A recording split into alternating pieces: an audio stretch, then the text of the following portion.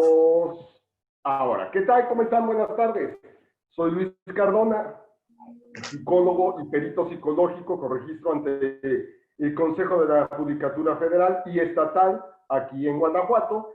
Y bueno, pues estamos precisamente en otra de nuestras pláticas investigando acerca de diferentes temas jurídicos con expertos que tienen experiencia en materias muy claras, muy específicas. En este caso, tengo el gusto de recibir una vez más a la licenciada Alejandra Salazar, quien nos va a estar hablando de lo que es su tema de expertise. Sí, ahí donde la ven ustedes de joven, por cuestiones histórico-familiares y demás, ella tiene una gran experiencia en todo lo que son juicios sucesorios y precisamente también en materia de interdicción. Y de hecho, su despacho se dedica a la asesoría de personas en este tipo de situaciones. Entonces, Ale, te doy la bienvenida. Ya sé que ya te has presentado antes, pero esta es una nueva cápsula con auditorio nuevo. Si eres tan amable, preséntate. Claro que sí, muchísimas gracias Luis por la invitación nuevamente. Y bueno, primero que nada, una disculpa si de repente ven una manita o una cabecita. Tengo aquí a mi bebé, estando en casa son cositas que luego no podemos evitar, pero bueno, por aquí anda si de repente ven algo extraño. Nuevamente, gracias por la invitación, por tomarme en cuenta para este proyecto tan bonito en donde quieres llevar temas de interés legales que luego tienen cierto grado de complejidad, ¿no? Para las personas el entender cómo se maneja o cómo se come con personas de un gran currículum y las que podemos saber mucho o poco de lo que nos gusta hacer, ¿no? Muchas gracias por invitarme. Yo soy abogada y politóloga de profesión. Como bien dices, la vida me ha llevado a diferentes rumbos que no precisamente fueron a un inicio el derecho, pero bueno, en la actualidad nos dedicamos a asesorar a personas más que nada en temas sucesorios y, como decías, en interdicción, ¿no? Que es el tema que nos ocupa hoy. Yo realmente, en el tema de interdicción, han sido pocas las veces que hemos tenido un procedimiento como tal. Yo lo que más he tenido en acercamiento con este tema ha sido la asesoría. En el sentido de, licenciada, es que mi hija tiene una discapacidad, licenciada, es que mi hermano tuvo alcoholismo y ahorita ya no está bien de sus capacidades mentales por las repercusiones que tuvo, ¿qué podemos hacer? Yo, más que nada, ese es el acercamiento que he tenido, me gusta ser honesta desde el inicio, ¿no? Porque luego en procedimientos sí tenemos cosas muy prácticas que solamente estando ahí conocemos, ¿no? Y que no podemos hablar nada más así, pero vaya, sí hemos llevado algunos y lo que yo te puedo decir es que en la interdicción, yo me topo, bueno, primero que nada, ¿qué es la interdicción? Este tema se establece legalmente con la intención de amparar, por así decirlo, a las personas que tengan justo alguna discapacidad sensorial, mental, física, intelectual, porque la ley lo define de diferentes maneras. No son la misma cosa, ¿no? Les da un sentido diferente. Pero vaya, el chiste de la interdicción es amparar a estas personas para que en algún punto de la vida ya no puedan tomar decisiones, por ejemplo, personas mayores. Lo que más vemos son personas, por ejemplo, con Alzheimer, que ya no puedan tomar decisiones. Se les nombra un representante para que pueda ayudarlos, a administrar lo que tengan en vida, sus bienes, decisiones, etcétera. Es un tema muy delicado porque si tú lo revisas legalmente, la intención que se tiene, porque además este tema va muy ligado con los derechos humanos y las convenciones que se han creado para personas con discapacidad, adultos mayores, etcétera, tiene el enfoque justo de representar y de respetar la voluntad de estas personas, independientemente de que tuvieran esta capacidad de decidir o no. Dejando de lado, por ejemplo, sí las personas que ya no tienen noción de sí, ¿no? Por ejemplo, ya un adulto que ya no reconoce a su familia o lo que fuera, pero personas que, por ejemplo, con síndrome de Down, sí tienen alguna noción, sí tienen esta parte de poder tomar una decisión, pero bueno, que legalmente se les ampara para evitar cualquier cuestión.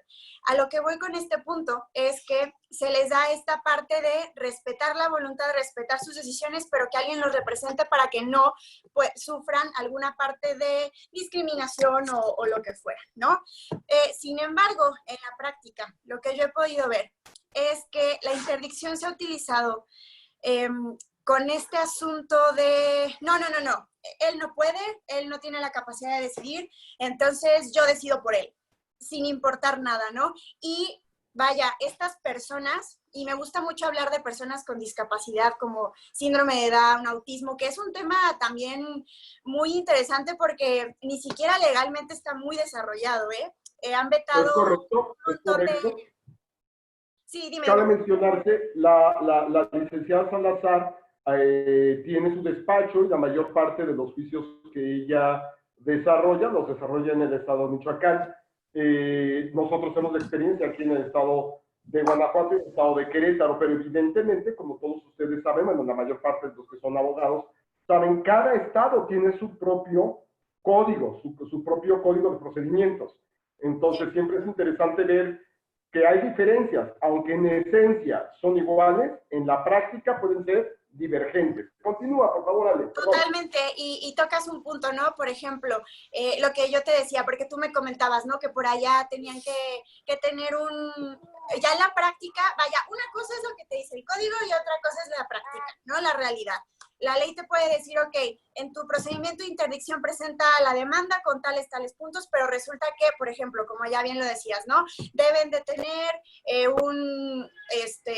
un dictamen por parte de un psicólogo, por parte de ciertas personas con tal perfil, que puedan avalar que realmente se presente esta cuestión. En el estado de Michoacán, bueno, pues primeramente lo presentas con tus pruebas y sí es un poquito diferente, ¿no? Ya dependiendo del grado de...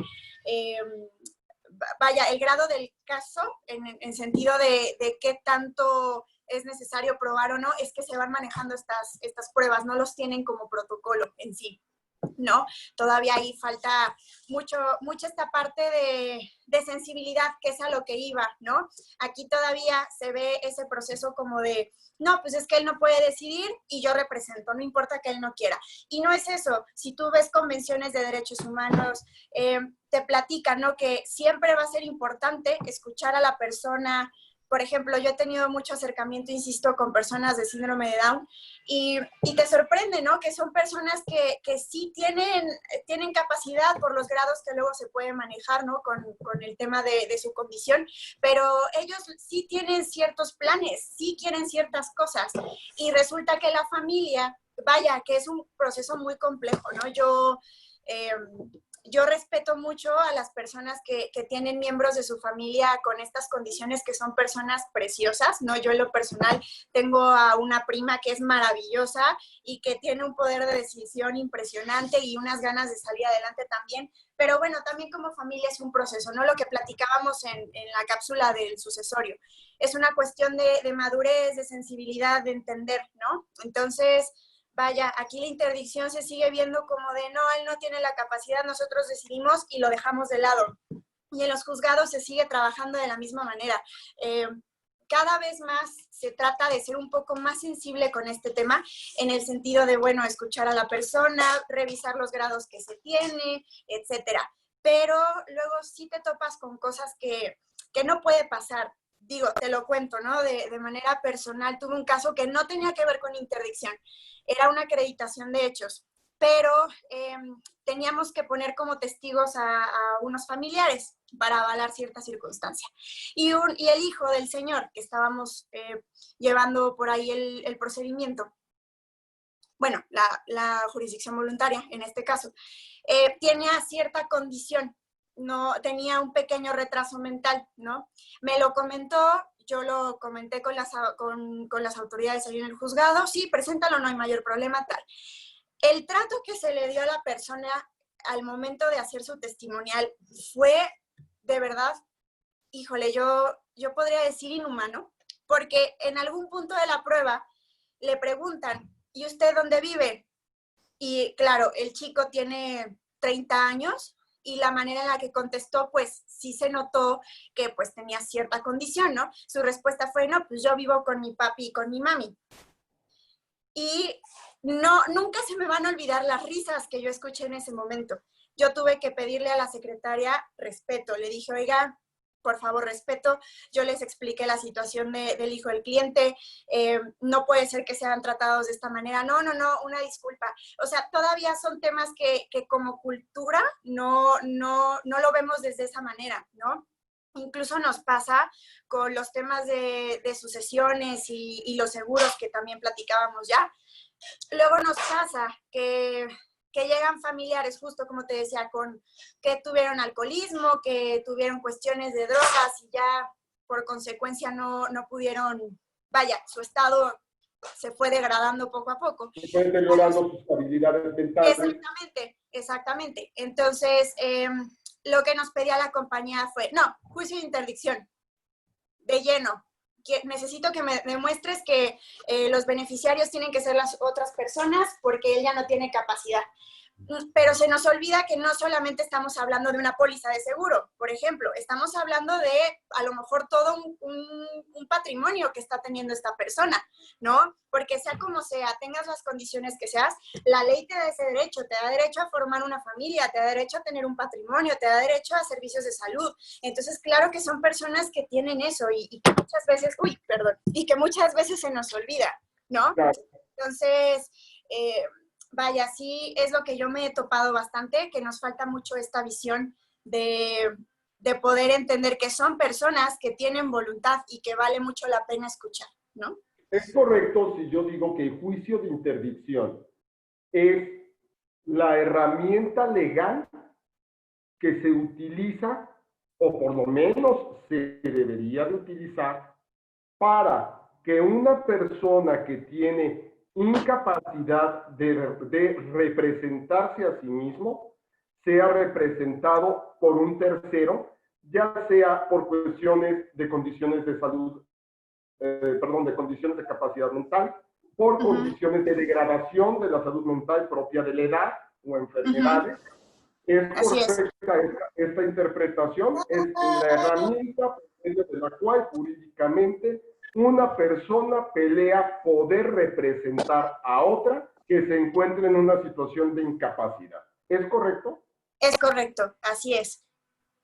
Para poder avalar y proteger, como decíamos, ese patrimonio, esa voluntad que pudiera llegar a tener en algún punto esa persona, que ya no tiene, vaya, esa posibilidad de expresarlo, o que simplemente, pues como cultura creemos que no pueden expresarla, ¿no? A mí me llama mucho la atención y es un tema que tenemos muy presente porque tenemos por ahí varios casos pendientes. Por ejemplo, el autismo. Ha llegado muchas personas que tienen hijos con esta condición y entonces nos preguntan, oiga, licenciada, por ejemplo, si yo quiero poner a mi hijo de beneficiario, ¿lo pongo a él o tengo que nombrar a una persona? Y una persona con autismo no es tratada de la misma manera que una persona con síndrome de Down. Por ejemplo, y lo digo abiertamente, una persona con autismo en el proyecto de ley que se generó para poder tratar a estas personas en específico, se hablaba de tener una libertad sexual plena, se hablaba de que podían hacer contrataciones sin ningún problema, y una persona con síndrome de Down no.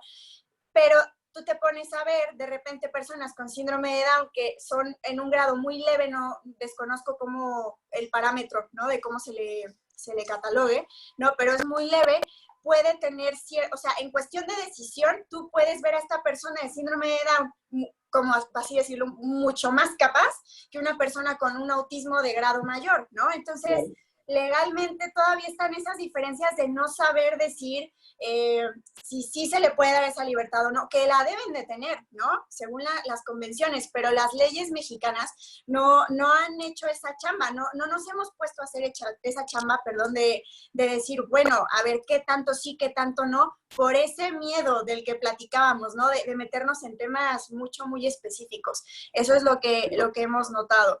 Entonces, acá, ahí nos... perdón que te interrumpa, acá en el estado de Guanajuato es precisamente donde los peritos en materia psicológica tenemos mayor participación, ¿no? En juicios de interdicción, donde se ven afectados los derechos o los intereses de personas con capacidades diferentes a nivel psicológico, es precisamente donde entramos los psicólogos a hacer una serie de pruebas, ¿sí? Que tienen que ofrecer las partes.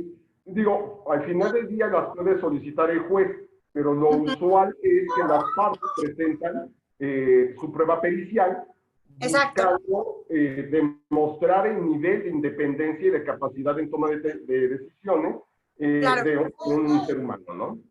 Y tocas un punto muy padre porque, híjole, eso ha sido toda una controversia, sobre todo cuando van estos procedimientos muy ligados, perdón, a las sucesiones, porque pues no falta el familiar que Claro. pues quiere aprovecharse, que tiene un amigo psicólogo, que el amigo psicólogo conoce a la familia desde hace años y emiten un peritaje que pues no tiene ni pies ni cabeza. Bueno, ya nos metemos ahí en rollos muy, muy prácticos, ¿no? Pero es que es una realidad, eso sí pasa. O sea, yo sí soy Claro. muy defensora de que un juicio de interdicción tiene que ser evaluado muy detalladamente, no puedes nada más ir con un escrito que te digan, el peritaje salió con tal grado, tiene cierta condición.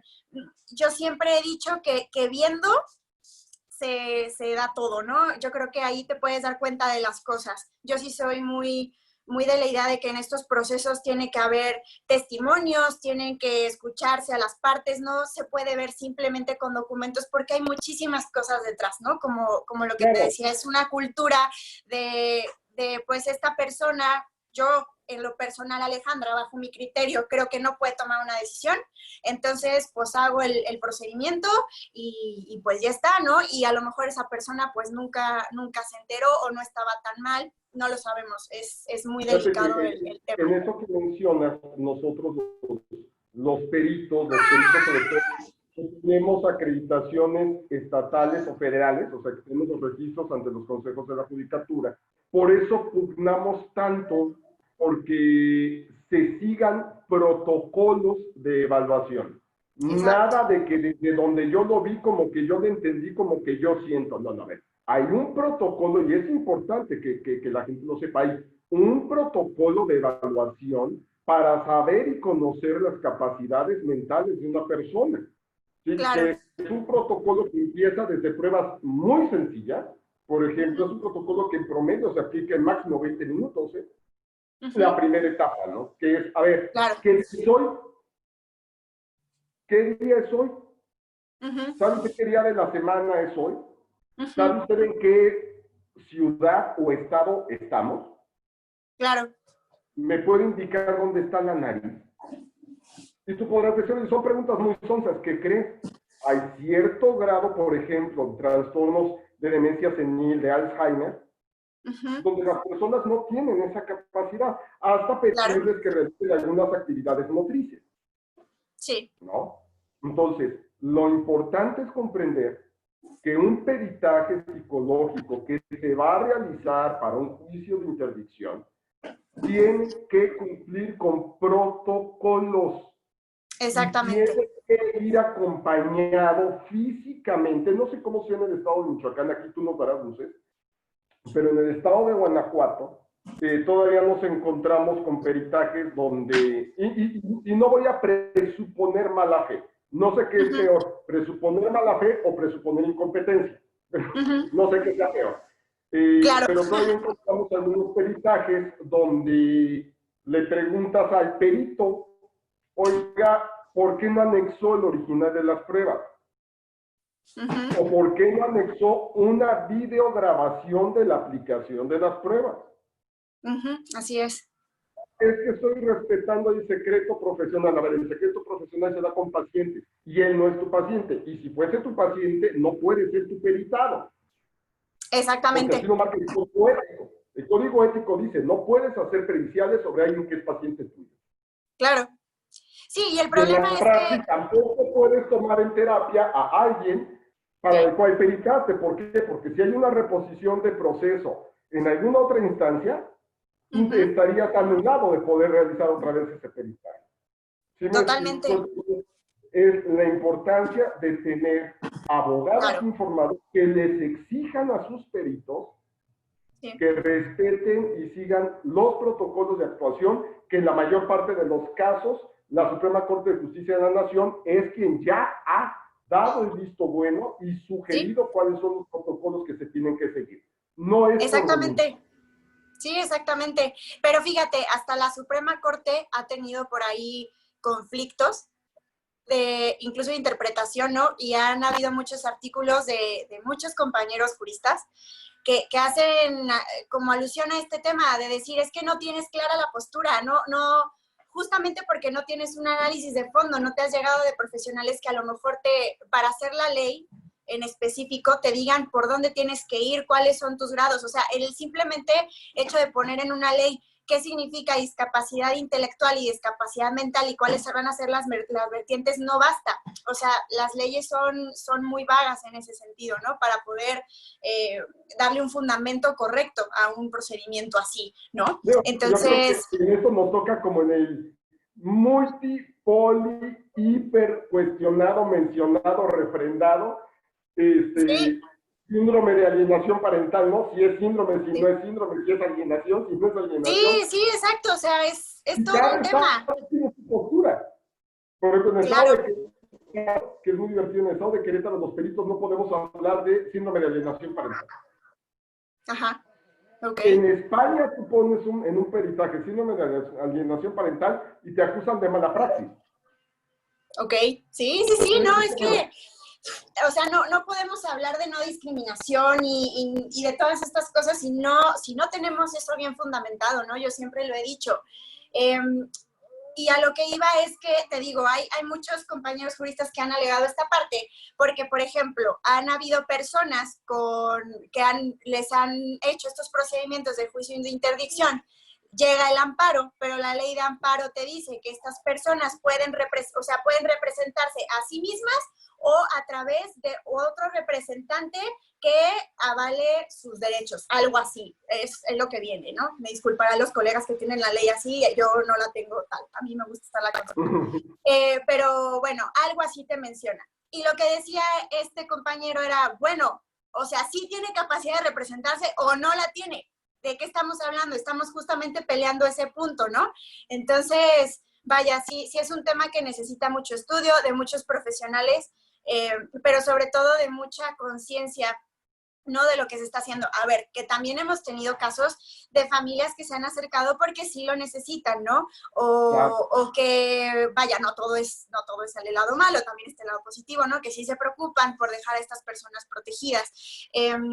O las que se interesan, que sienten que ya se les, por ejemplo, personas ya mayores que tienen hijos con estas condiciones, que la verdad, pues piensan que van a vivir siempre, como lo decíamos en la cápsula de sucesión, ¿no? Que piensas que vas a ser eterno y hasta que realmente pasa algo grave es que te preocupa el hacerlo, pero ya por algo lo libraste, pasó ese capítulo feo en tu vida y se te olvidó. Y entonces ya vuelves a lo mismo de a lo mejor esa persona que sí lo necesita, que sí, ocupa de alguien que pueda decidir por él, pues lo dejas también en indefensión, ¿no? Entonces, vaya, hay de todo, ¿no? Hay de todo en el tema, pero yo sí insisto que hace falta mucho estudio, mucha sensibilidad por parte de legisladores, por parte de juzgados, por parte de los propios abogados, ¿no?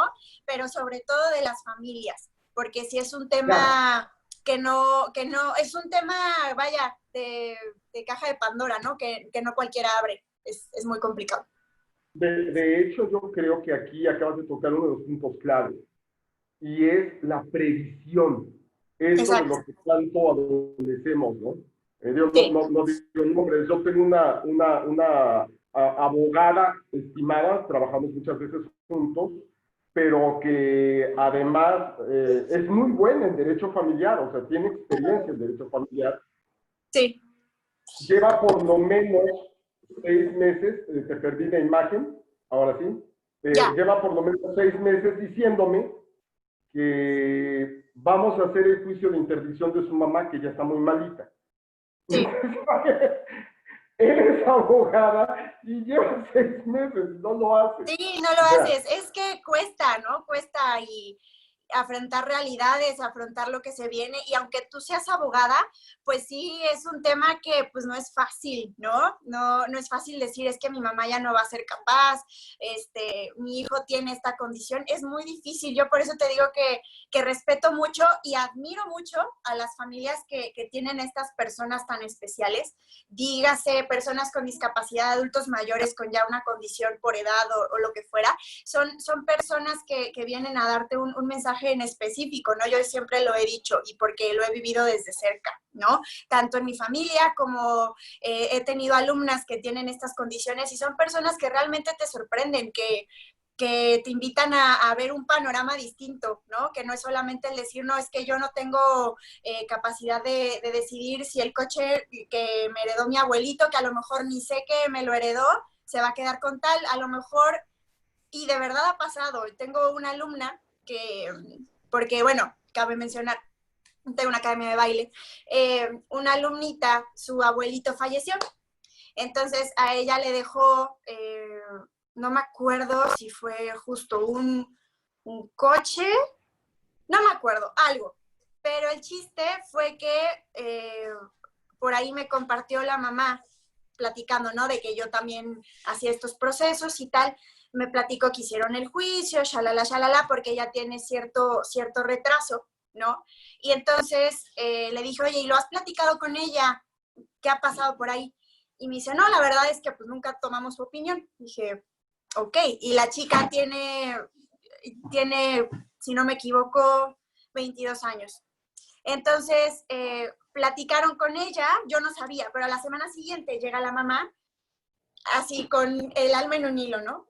Ale, ¿por qué no me asesoré bien? ¿Por qué no le pregunté? La respuesta de esta chica, al saber que su abuelito le había dejado algo, era venderlo y donar el dinero a personas con necesidad. Que dices, pues sí, wow, ¿no? Son respuestas que no te esperas, que dices, a lo mejor no lo piensan, ¿no? Y es muy difícil. Yo sé que si lo hablamos legalmente es muy difícil poder confiar que todas estas personas respondan de esa manera, ¿no? O a lo mejor ella lo piensa en un sueño guajiro. Ya a lo mejor tendríamos que hacer pruebas, ¿no? En una manera en específico con ella. Pero de primera instancia, el tú escuchar esa respuesta dices, sí te pesa, ¿no? Te pesa porque, ¿no? claro, porque dices, es que a final de cuentas sí es una persona, sí es una persona que está viviendo y que participa y que trabaja, porque es una chica que trabaja, ¿no? Entonces, ¿por qué? Sí darle la oportunidad de unas cosas, pero no de otras. Entonces, sí es un tema muy delicado que no creo que se deba de dejar a la ligera, ¿no? Ahora, déjame preguntarte esto, tratando de hacer una guía para la gente que amablemente nos está viendo y reproduciendo este video. ¿En qué casos es conveniente o recomendable considerar la posibilidad de hacer un juicio sucesorio? Yo sé que te estoy aventando la pregunta del millón. ¿En qué caso es recomendable iniciar un juicio sucesorio? Ok, pero ¿para quién? ¿Para las personas con esta condición o a qué te refieres? Ya sean personas con esta condición, adultos mayores, para cualquier persona. Yo tengo alguien que yo creo que es independiente o que no se puede valer por sí mismo. ¿Cuándo sí me conviene hacer un juicio sucesorio? Ok. Vaya, es que ahí hay muchas vertientes. Discúlpame. ¿Cuándo me conviene hacer el juicio de interdicción? No sucesorio. Sí, es que dije sucesorio, puede ir por muchas vertientes, pero interdicción. A ver, yo, Alejandra, por lo que he visto, por lo que he podido platicar con clientes, primero que nada, justamente eso, primero me acercaría con un profesional para ver realmente esos grados de decisión. ¿Por qué? Porque una vez que ya te metes al procedimiento de interdicción, es tiempo, son respuestas de tribunales, son un montón de cosas que a lo mejor tú puedes ir adelantando un poquito y darte una idea que a lo mejor te puede dejar más tranquilo. Yo siempre he dicho que no siempre la solución es irte a un procedimiento jurisdiccional, ¿no? Que, vaya, que hay otras cuestiones y que realmente no es algo litigioso, porque si recuerdo esa acreditación, es una jurisdicción voluntaria, si no me equivoco. Sí, creo que tengo bien el dato. Pero vaya, a lo que voy es, yo primero evaluaría realmente con profesionales esas capacidades, ¿no? Ya sí definitivamente es un adulto mayor que pues ya ni siquiera reconoce quién es, o sea, claro que ya, vaya, hay cosas muy lógicas, ¿no? Pero con este tipo de personas que a lo mejor sí pueden tener esa respuesta, sí puedan tener por ahí una idea de lo que quisieran de la vida, ¿no? Por así decirlo, pues primero acercarte a un profesional, decir, a ver, vamos a evaluar, que también te digan, bueno, puede ser por aquí, puede ser por allá, y ya luego aventarte a hacer ese procedimiento, ¿no? Porque a lo mejor el juzgado te va a decir, sí, ¿no? O te va a poner a una persona que ni siquiera te gustaría para que la representara, porque eso también pasa, ¿no? Los tribunales también evalúan si tú puedes ser el representante de esa persona o no, cuando se dedican a estudiar bien el caso, ¿no? Porque también por cargas de trabajo es que luego no revisan bien los peritajes, los estudios que se tienen que hacer, que se supone que para ello se dividió la materia civil, pero vaya que los tribunales ya tienen cargas de trabajo impresionantes, hasta los familiares, ¿no? Pero vaya que también ellos te pueden decir eso, tú no eres capaz de representar a esta persona, a lo mejor por un conflicto familiar, lo que tú quieras, entonces va con la otra y entonces ya saliste perdiendo porque a lo mejor ni siquiera es una persona que tú quisieras para tu hija, ¿no? O no sé, son muchas vertientes, pero yo primero sí me iría a hacer estudios con profesionales en vez de iniciar directo el procedimiento de interdicción. De hecho, una pregunta. Allá en el estado de Michoacán, se puede hacer por su código de procedimientos que la persona que va a abrir un juicio de interdicción al momento de presentar la demanda, presente ya dentro de sus pruebas una evaluación previa, aunque posteriormente se tenga que presentar peritaje. Claro. De hecho es lo que acá en el estado recomiendo. de Guanajuato lo hacemos mucho. Sí. Acá en el estado de Guanajuato lo que se hace es que un psicólogo en nuestra cancha, un psicólogo sea quien evalúe, se presenta ya la demanda. Si se entra a la demanda, se ofrece la prueba pericial. Evidentemente no puede ser el mismo psicólogo que hace la primera evaluación que hace el peritaje, tiene usted figuras distintas. Pero de entrada ya tanto el abogado como el cliente tienen la certeza de si tienen un caso, ¿no? Lo que en el argot llamamos, ¿tienes un caso o no lo tienes? Sí, exactamente. ¿No? Y mira, yo te decía que más que nada, primero el estudio y no meterte de lleno con el procedimiento, que lo puedes hacer como bien dices. Yo te lo digo así porque creo que este tema va más que nada de forma interna con las familias, de forma interna con las personas, porque vaya, esto lo puede promover cualquier interesado, ¿no? Entonces, a lo mejor, no sé, una mamá, un papá, la mamá si quiere, el papá no quiere, con estos estudios ya tú puedes ir tomando decisiones familiares que a lo mejor te evitan este tipo de cuestiones, ¿no? Que a lo mejor a veces sí son necesarias en trámite, pero vaya, no tan específicas, ¿no? Como nos pasa a lo mejor con los beneficiarios, porque no, o sea, un juicio de interdicción no puedes hacerlo solamente para un seguro, ¿no? Como te decía, es un patrimonio entero y no los puedes privar solamente, que claro, en el código dice que tú puedes establecer, ¿no? Para qué cosas sí y para qué cosas no, pero repito, entonces que sí, que no, o sea, ¿con qué lo evaluamos? ¿Va? O sea, porque tu tribunal ni siquiera les viene el peritaje a veces, yo abogada, pues al final tengo que cumplir con mi chamba, ¿no? De que al final lo que la familia quiere es tranquilidad, por así decirlo, en el mejor de los casos, ¿no? De proteger a ese miembro de la familia o lo que fuera, pero pues seguimos en esa laguna de para qué sí y por qué no, porque esto sí y porque esto no, o sea, es sí o es no, que es el debate en este tema, ¿no? Pero vaya, que para poder definirlo, pues ese es un mundo, ¿no? Es un mundo de estudio y mucha madurez, creo yo. Y también creo yo, desde nuestra cancha de peritos, y este es uno de los juicios donde más peritos y abogados tienen que hacer una buena mancuerna y un buen trabajo. O sea, el abogado necesita poder confiar en su perito, pero precisamente necesita poder confiar en su imparcialidad y su capacidad técnica. Totalmente. Sí, que además, desde mi experiencia como perito, he tenido casos donde en juicios donde la contraria ha salido afectada, me contratan en el siguiente juicio. La contraria me contrata, ¿no? El tema es que también los peritos tenemos que poder confiar en los abogados. Totalmente.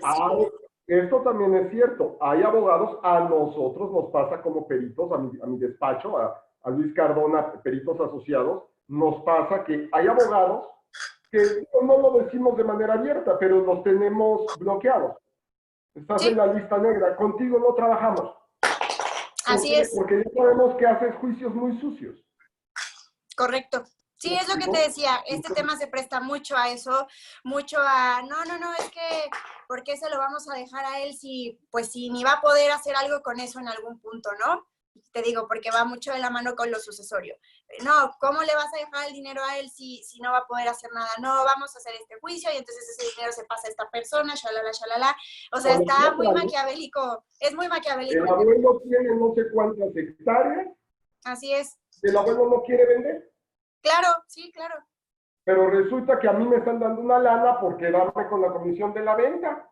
Claro. No, es que el No, abuelo ya no puede decidir, o yo ya lo sabes, veo muy mal, ya lo veo muy claro, mal. sí, o por ejemplo, Vamos a hay hacer una un juicio película, para que él no decida esto.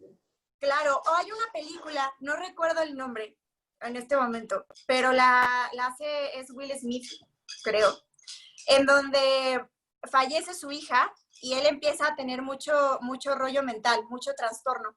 Y justamente quieren hacer este procedimiento pues para quitarlo de la dirección de la empresa, ¿no? Sí, En el sí, sí, sentido sí. de ya no es capaz de llevarla a cabo, pero pues también como amigos nos preocupamos de que está mal, ¿no? Entonces esa película a mí me gusta mucho porque te muestra estas dos partes que te encuentras en este procedimiento, ¿no? El que a lo mejor sí quieres proteger a esa persona, pero que también está este rollo de, pues hay patrimonio en juego. ¿Qué tan madura está esa relación para poder diferenciarla una con la otra, ¿no? Y decir, bueno, ¿tú qué quieres? O sea, ¿lo quieres hacer para tú agandallarte de cierta manera lo que ya se estableció o lo que hay o como es, como la ley lo marca, ¿no? O lo estás haciendo realmente porque ya esa persona no puede, ¿no? Si tiene una condición severa. Entonces, a mí me gusta mucho esa película, te digo, porque te muestra la realidad de dos formas muy distintas, pero que son ciertas. Así pasa, ¿no? Y también ha habido casos, que supongo que los has visto, si no los has llevado, los has visto, en los que en nuestro caso, por ejemplo, recuerdo situaciones de un adulto mayor que él contrata a su abogado para defenderse él de un juicio de interdicción donde lo están tratando de anular. Sí, sí, sí, ¿No? sí. Me acuerdo muchísimo porque quien llegó al despacho a platicarnos el caso era precisamente el que se supone que no tenía la capacidad mental para Exacto. poder ser Sí, sí, representado. sí. O también pasa, ¿no? Que llega la familia y te dice, no, es que tenemos un familiar con cierta condición, está fuera de su realidad, podemos empezar ya el procedimiento, mire, licenciada, aquí tengo todos los documentos. Y de repente pasan los días y te llega esa persona hablando sin mayor problema, ¿no? Vaya, a simple vista, ¿no? A mí Claro, siempre me gusta hacer estos estudios pues ser lo más concreta posible, ¿no? Y así tiene que ser, tienes que evaluar todo, ¿no? Eh, y yo lo vi y dije, es que esta persona no tiene nada. claro. O sea, claro que también hay mucha mentira, ¿no? Entonces, es interminable. O sea, este tema es O, interminable en o, todo o sentido. el caso contrario, ¿no? También recuerdo que hace muchos años me llevaron para que, no, es que vea, licenciado, mi mamá me firmó estos papeles donde ella me cede a mí el poder notarial para poder vender. Y ahora mis hermanos dicen que no, Sí. pero yo quiero que yo le ayude a mi mamá. Y cuando llego a ver a la mamá, me dice, Carlos, ¿cómo estás? ¿Por qué no habías venido, hijo? O sea, la señora ni siquiera estaba enterada No que yo me sabía. iba. Sí, pasa Entonces, mucho. O también hemos tenido casos de personas que se encuentran en Estados Unidos, que según ellos no han tenido comunicación nunca, que ya no, sí, que nunca se han visto, ya la abuelita está súper mala, ya no tiene noción, no le cuentan, y resulta que el nieto que estaba en Estados Unidos era el consentido de toda la vida y se queda con él. Bueno, casi lo declaran hasta muerto, y de repente nos llega de, aquí estoy, y dices, madre fíjate, mía, o sea, ¿qué pasa con esta humanidad? ¿No? O sea, esto que mencionas es muy interesante porque precisamente vemos, vuelvo al punto, la importancia de la asesoría en función de que hay situaciones, no las podemos soslayar, o sea, son reales. A nosotros nos han tocado unos juicios donde el peritaje de contraria dice, no, es que la persona definitivamente, no, hombre, o sea, cree que está entre los dinosaurios, ¿eh? A nosotros nos sale otro resultado. Y muchas veces la gente se escuda, o los peritos se pueden llegar a escudar en el anonimato de lo documental, ¿no? Yo ya presenté mi peritaje, ¿qué pasa? Y ya háganse bola. Pero lo que no, muchas veces no saben, y creo que es posible que algunos abogados tampoco, no generalizo, creo que serían la minoría, es que está el recurso de solicitar la junta de peritos. El tercero en discordia y además la junta de peritos. Claro. Y en la junta de peritos, que cabe mencionarse de las cosas que yo, por obvias razones, más disfruto. Claro, es muy interesante. Es como nos reunimos los peritos, a ver, platícame cómo le hiciste para llegar a estas conclusiones. Aquí delante del juez. Claro. Pero no es un juicio oral familiar, pero al final del día tienes que escuchar al juez y el juez normará su criterio en base a lo que está viendo. Claro, así es. Entonces es muy interesante. Claro. Ale, ¿dónde te puede buscar la gente? ¿A dónde te puede escribir? Digo, yo creo que si algo nos enseña esta pandemia es que para buscar asesoría ya no te tienes que limitar a claro. tu coche 10, ¿no? Ya la asesoría la puedes buscar hasta donde llegue tu correo electrónico. Entonces, sí, totalmente. Bueno, antes de compartirles esa información, ya para ir terminando, que creo que es mi intención, sobre el punto que tocas, solamente sí me gustaría mencionar algo. Hay demasiados recursos que pueden justo ayudar a que estos procedimientos no se vuelvan, pues así, maquiavélicos, ¿no? Como te había dicho, como lo dices, la junta de peritos y tal. Pero los abogados a veces somos tan mañosos que no usamos esos elementos, no se los hacemos conocer al cliente y también el juzgado los pasa por alto, ¿no? Para simplemente ir sacando asuntos y ya está.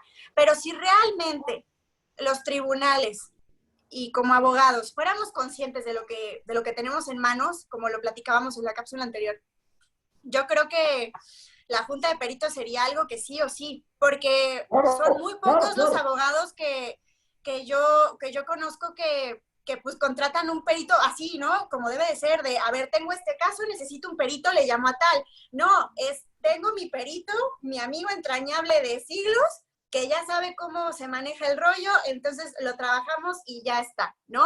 Mientras saquemos el resultado que busque el cliente, adelante. O sea, ya no vemos esta parte de asesoría de decir funciona, no funciona, están estas consecuencias, están las otras, al cliente le conviene más esto y ya está. Nos vamos mucho con el cliente quiere esto. Y lo vamos y lo hacemos simplemente porque eso es lo que quiere. Y yo creo que eso ya debe de cambiar. Los clientes ya también muchas veces vienen con muchas mañas, por muchas asesorías. Entonces, híjole, yo creo que ya el trabajo de un abogado tiene que ser más a simplemente resolver lo que la persona busca. Ya tiene que saber seleccionar batallas, ¿no? Y ser un poco más profesional en decir, pues vamos a realmente ver quién es el cliente en este caso, que al final de cuentas son las personas con estas condiciones, no las familias, ¿no? Vamos a ver realmente qué es lo que pasa por ahí y dar la mejor opción. Pero que pues esas juntas de peritaje funcionaran sí o sí, pero que bueno, luego la realidad hecho, ¿no? Para nosotros como peritos siempre decimos, pero más en los estados donde el sistema de oralidad familiar ya lleva algún tiempo de ser implementado. Claro. Pues eso nos foguea para hablar delante de los jueces, ¿no? Sí, así es. Entonces, por eso... Acá tristemente, bueno, se implementó el sistema de oralidad familiar justo cuando yo me desaparecí un poco de este mundo, pero vaya que lo han seguido trabajando y sí ha funcionado en los aspectos de cumplir con tiempos, pero en cuestión procedimental falta todavía un montón en sentarte a ver realmente qué es lo que pasa. Eso es lo que hace falta mucho, ¿no? Y dices irónico, porque esa es su chamba, ¿no? Esa es la chamba de todos, sentarnos a ver qué pasa y no se está haciendo. Entonces, bueno, ojalá que este tema se vuelva más sensible, que haya muchos más estudios que se animen a realmente poder definir las condiciones de las personas, ya con todos estos protocolos, convenciones, tratados que existen, que yo creo que ya es necesario ponerles una pauta, ¿no? En nuestra ley. Y bueno, a mí me pueden encontrar en Facebook como Alejandra Salazar, también en Instagram. Mi correo es alejandrasal@gmail.com. Cualquier cosa, estoy a la orden. Y bueno, y si surgen por ahí dudas, pues las solucionamos juntos, no pasa nada, ¿no? Este camino lo seguimos estudiando y cada vez salen cosas nuevas que cuando crees que ya viste todo, la vida te dice, quítate que ahí te voy, y te trae una sorpresa, ¿no? En todos estos temas. Perfecto. Te agradezco mucho, Ale. Igual te hago el ofrecimiento en el momento en el que, al igual que algunos otros abogados en otros estados de la República, se enfrentan a dudas técnicas, sobre todo en materia de peritajes. Muchas gracias. Que podamos apoyarte, sobre todo porque sabemos la labor social que tú haces, de la cual valdrá la pena hablar en otro momento, la labor social que haces con respecto al ámbito asegurador. Entonces, claro, cualquier duda que tengas sobre protocolos y demás. Ahora resulta increíble que nos consultan peritos psicológicos o abogados de Yucatán, de Baja California Sur. Bueno, claro. Ahora llegas tan lejos como sea tu señal. Sí, totalmente. Mucho, gracias a ti. Y te comprometemos para otros temas, ¿ok? Por supuesto, yo encantada. Hasta luego. Nos vemos desde aquí. Nos vemos.